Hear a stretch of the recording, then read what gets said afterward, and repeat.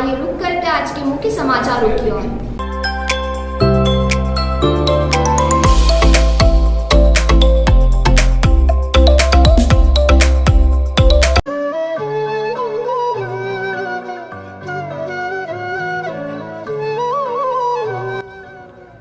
नमस्कार, मैं अजय व्यास रतलाम से।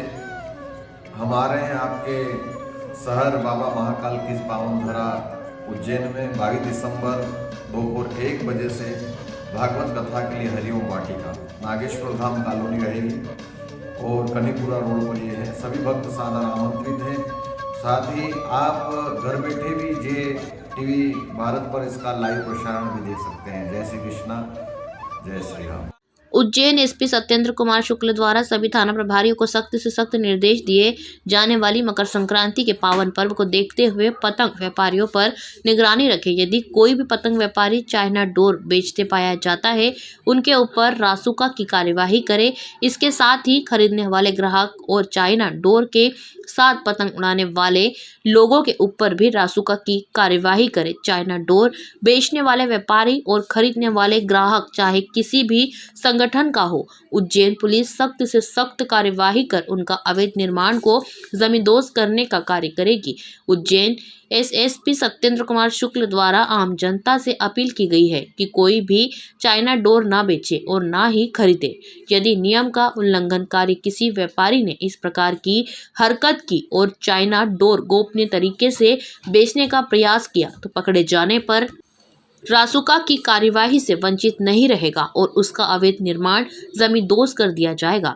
इसके साथ ही अपराधों पर अंकुश लगाने के लिए एसएसपी सत्येंद्र कुमार शुक्ला द्वारा अभियान चलाया गया। इस अभियान के अंतर्गत शहर और ग्रामीण पुलिस सड़क पर दिखाई देगी। यदि कोई संदिग्ध पाया जाता है तो सख्त से सख्त कार्यवाही करे। ऐसे कई निर्देश उज्जैन एसपी सत्येंद्र कुमार शुक्ल द्वारा सभी थाना प्रभारियों को दिए गए।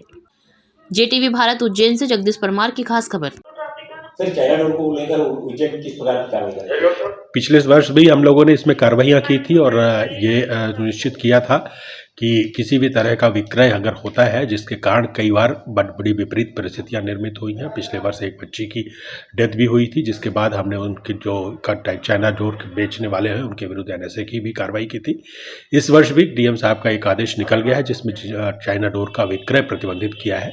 हमारे संज्ञान में यह विषय आया है कि कुछ लोग चोरी छुपे इंदौर या कहीं और बाहर से लाकर इसका विक्रय कर रहे हैं। मैं आपके चैनल के माध्यम से पुनः आगाह करना चाहूँगा, किसी भी तरह का अगर विक्रय करते कोई पाया जाता है तो उनके विरुद्ध बहुत सख्त कार्रवाइयां की जाएंगी। राष्ट्रीय सुरक्षा से संबंधित विषय हो सकता है। इसके साथ ही साथ जो उनकी अवैध संपत्तियां हैं उनकी भी जानकारी एकत्र कर एक कड़ी कार्रवाई की जाएगी। इसलिए मैं आपके चैनल के माध्यम से अपील करता हूं कि कोई भी व्यापारी इस तरह के चाइना डोर के विक्रय करने से बचे।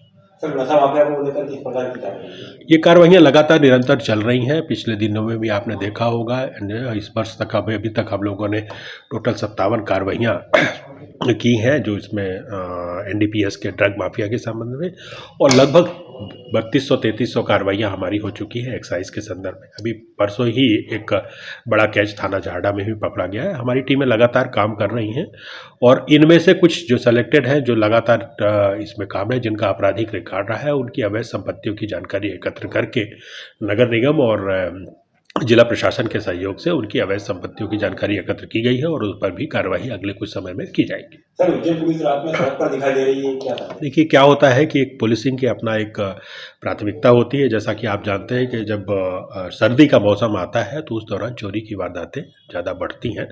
उसी को देखते हुए चूँकि अब दिसंबर, जनवरी और फरवरी, ये 3 महीने ऐसे रहेंगे कि जिसमें ठंड के कारण जो चोरी की वारदातें बढ़ने की संभावना रहती है, उसको देखते हुए जो गश्त है उसको सुदृढ़ किया गया है। असामाजिक तत्वों को लेकर क्या तैयारी है? हाँ, असामाजिक तत्वों के संदर्भ में लगातार कार्रवाइयाँ चल रही हैं। पिछले 2 वर्षों में आपने देखा होगा जो मध्य प्रदेश शासन की प्राथमिकता का विषय है, किसी भी तरह के भूमाफिया हो, शराब माफिया हो, ड्रग माफिया हो या कोई भी इस तरह के सूदखोर और इस तरह के जो भी व्यक्ति रहे, उनके विरुद्ध कार्रवाइयाँ लगातार चल रही हैं और ये कार्रवाइयाँ चिन्हित अपराधियों के विरुद्ध लगातार चलती रहेंगी।